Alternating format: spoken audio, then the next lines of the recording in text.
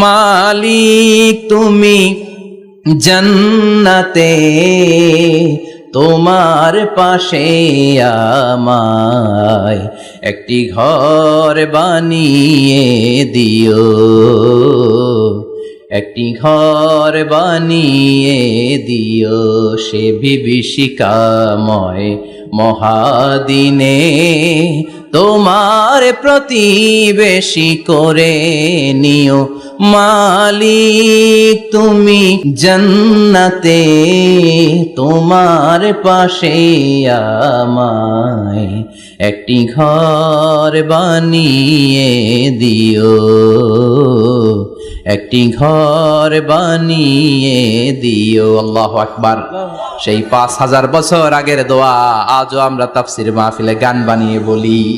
আসিয়াকেও গরম তেলের মধ্যে ফেলে দেয়া হলো। দুনিয়ার বুকে থেকে জান্নাতের নমুনাটা দেখতে দেখতে সাইয়েদাতুনা আসিয়া আল্লাহর কাছে চলে গেলেন। পড়েন আল্লাহু আকবার।